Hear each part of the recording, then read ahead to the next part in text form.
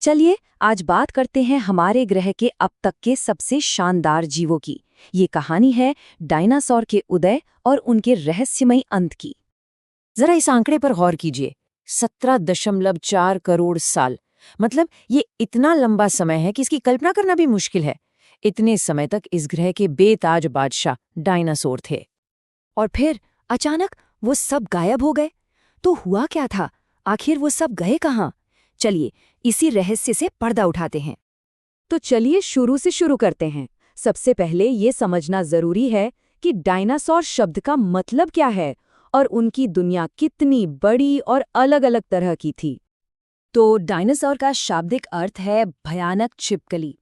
ये नाम 1841 में ब्रिटिश वैज्ञानिक रिचर्ड ओवेन ने दिया था।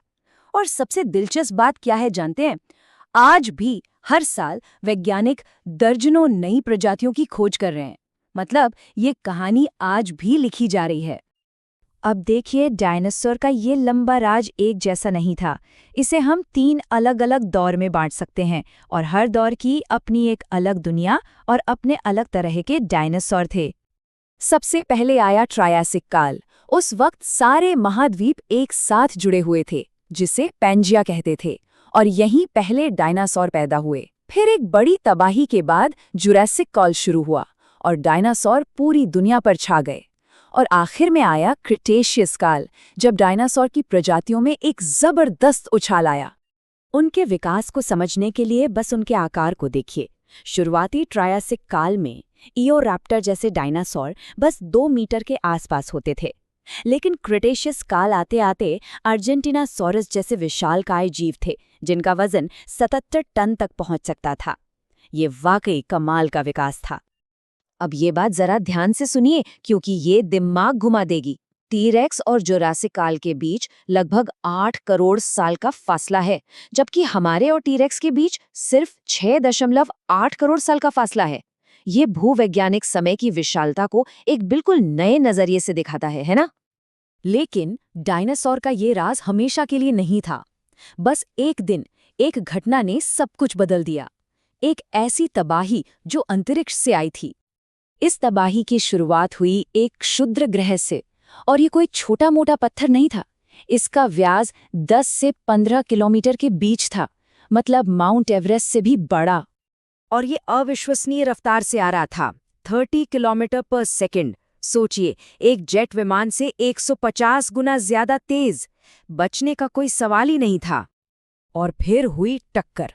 इस टक्कर से जो ऊर्जा निकली वो 1 अरब हिरोशिमा परमाणु बमों के बराबर थी। इस एक पल ने पृथ्वी के इतिहास का रुख हमेशा हमेशा के लिए बदल दिया। टक्कर तो सिर्फ शुरुआत थी, असली कहर तो इसके बाद शुरू हुआ। इसने घटनाओं की एक ऐसी चेन रिएक्शन शुरू की जिसने हमारी पूरी दुनिया को अंधेरे में डुबो दिया। तत्काल असर की बात करें तो विशाल सुनामी आई, दुनिया भर के जंगलों में आग लग गई। लेकिन लंबे समय तक जो असर हुआ वो और भी भयानक था। आसमान में इतनी धूल उड़ी कि सूरज की रोशनी सालों तक जमीन तक नहीं पहुंची। इसे एक तरह का न्यूक्लियर विंटर कह सकते हैं। प्रकाश संश्लेषण रुक गया, सारे पेड़ पौधे मर गए, और जब पौधे ही नहीं रहे तो पहले शाकाहारी और फिर मांसाहारी डायनासोर भी भूख से मरने लगे। पूरी की पूरी फूड चेन तबाह हो गई। नतीजा, पृथ्वी पर मौजूद सभी प्रजातियों में से 75% हमेशा के लिए विलुप्त हो गईं। 25 किलो से ज्यादा वजन वाला कोई भी जमीनी जानवर जिंदा नहीं बचा। ये एक ग्रहव्यापी महाविनाश था। लेकिन कहते हैं ना, हर अंत एक नई शुरुआत होती है। डायनासोर के खत्म होने से नए जीवन को फलने फूलने का मौका मिला और एक बिल्कुल नए युग की शुरुआत हुई। डायनासोर के जाने से जो खाली जगह बनी, उसे छोटे स्तनधारी जीवों ने भर दिया, जो अब तक उनकी छाया में जी रहे थे। इसी वजह से घोड़ों, व्हेल और हाँ, हमारे अपने पूर्वजों यानी प्राइमेट्स का विकास हुआ।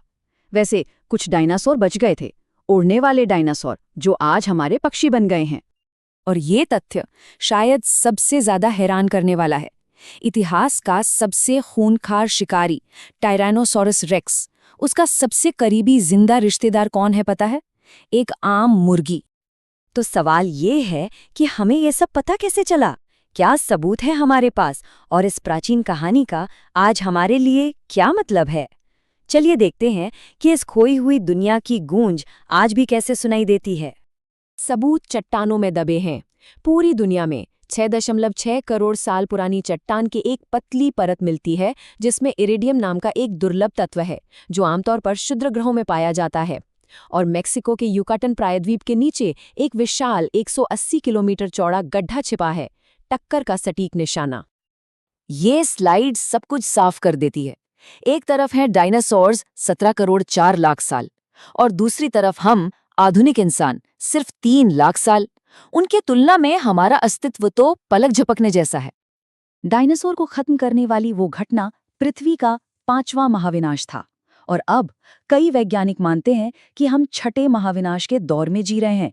लेकिन इस बार वजह कोई एस्टेरॉयड नहीं है बल्कि हम इंसान हैं। तो आखिरी सवाल यही है, डायनासोर ने 17 करोड़ साल से भी ज्यादा समय तक राज किया। क्या इंसान उनका रिकॉर्ड तोड़ पाएंगे या क्या हम खुद को उनसे बहुत पहले ही विलुप्त कर देंगे? ये एक ऐसा सवाल है जिसका जवाब हमारे आने वाले कल के कामों पर निर्भर करता है।